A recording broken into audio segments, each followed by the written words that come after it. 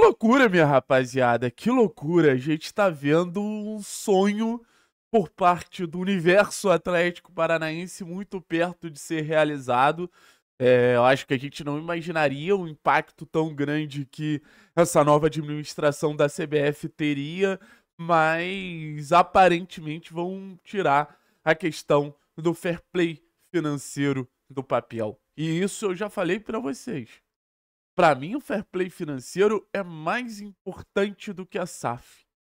Tentando resumir, para o Atlético é mais saudável que o contexto do futebol brasileiro comece a gastar dinheiro de maneira saudável e de maneira disciplinada dentro da sua realidade, dentro da realidade de cada clube, do que a gente ter o Atlético gastando um dinheiro além do que ele tem hoje.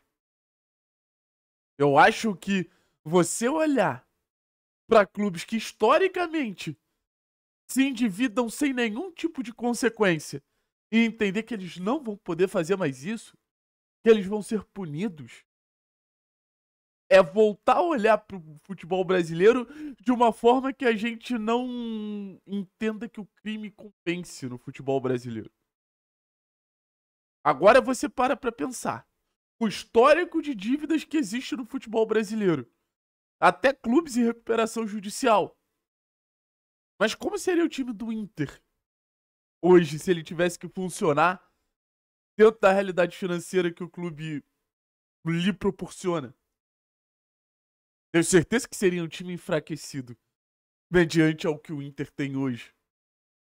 Time do Corinthians, time do Galo, time do Santos, time do Grêmio,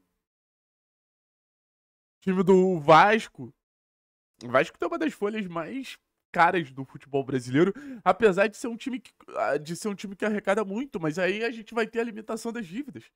As dívidas vão jogar o poder financeiro desses clubes para baixo. A dívida vai fazer com que esses clubes eles tenham menos capacidade de investimento. Então, o universo do futebol brasileiro, que começou a hiperinflacionar os valores, ele vai precisar dar uma segurada. Ele vai começar a recompensar quem funciona de maneira extremamente correta, como é o caso do Clube Atlético Paranaense. O Atlético é um dos poucos clubes do futebol brasileiro que a gente olha e a gente vê o torcedor irritado, porque o clube ele funciona de maneira tão equilibrada financeiramente dentro das suas limitações que o torcedor às vezes pede, cara, vai ter que fazer uma dívida aqui para poder competir. Só que, aparentemente, a administração da CBF, ela bota o Atlético no lugarzinho dele e bota os clubes endividados, os clubes irresponsáveis, os clubes que fazem mal ao futebol brasileiro no lugarzinho deles também. Que é, beleza, você quer trazer jogador de 8 milhões por mês, seu Corinthians? Você pode trazer, mas você vai ter que arrecadar e você vai ter que dar conta de todo o seu histórico de dívidas. Porque o Corinthians, obviamente, é um clube que arrecada muito dinheiro. O Corinthians, obviamente, é um clube que se sente muito confortável a partir do potencial de compra que sua torcida lhe oferece. E vai ser sempre assim. É uma torcida muito grande. Galo, Vasco, Corinthians, são torcidas absurdamente grandes. São Paulo. Mas são clubes que vão, em algum momento, ter que carregar o peso de anos e anos e anos e anos de má administração e dívidas causadas de maneira frequente. E aí a gente começa a entrar em cenários que o Atlético ele pode se destacar no futebol brasileiro. O primeiro deles é revelar.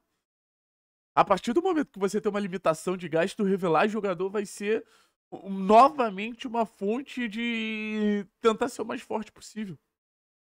E aí a gente começa a olhar, pô, o Atlético tem uma geração muito boa. Daqui pra frente, como vai ser esse ponto de melhora do time do Atlético? A gente vai ter essa renovação da base continuando a render frutos pra gente, porque a gente vai precisar. A gente olha pro Bruninho com outros olhos, a gente olha pro Davi Alves com outros olhos. São jogadores que daqui a 2, 3 temporadas provavelmente vão estar nesse processo que Dudu, João que, enfim, Arthur Dias, que Léo Derek estão hoje. E óbvio, ser criativo no mercado. Uma peça que precisa ser muito mais valorizada no mercado do futebol é o diretor de scout. É o head scout. É o head scout que vai descobrir talento onde pouquíssima gente consegue enxergar. É o head scout que vai conseguir enxergar alternativas mais baratas que pouquíssima gente pode enxergar. E no final das contas foi isso que sempre foi o diferencial do Atlético. O Atlético nunca competiu no mercado com o Flamengo. O Atlético nunca competiu no mercado com os times mais ricos.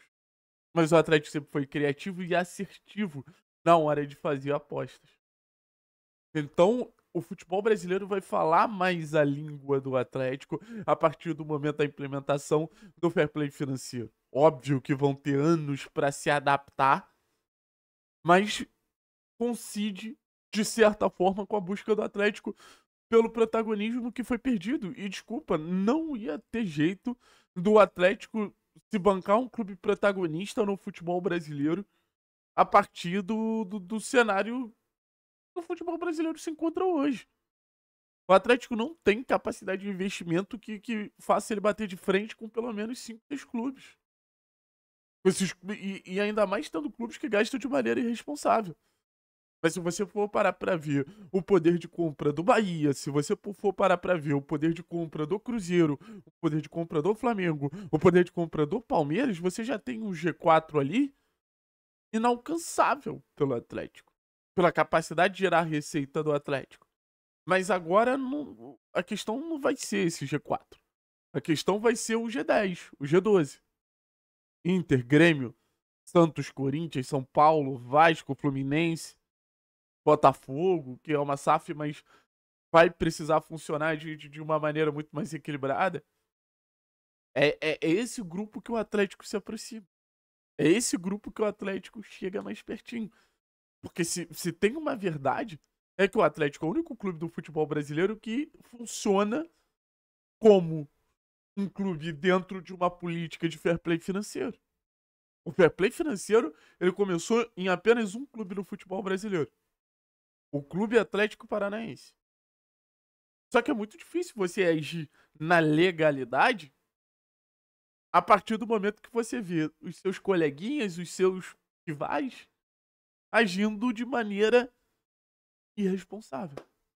Não é só irresponsável, é criminosa. Você criar dívidas sabendo que você não vai pagar é crime. E eu acho que o futebol brasileiro, se essa administração da CBF prometer tudo que está entregando, vai entrar num caminho bem legal. O futebol brasileiro precisa ser responsável pelas suas atitudes. Valeu? Tamo junto, Anás.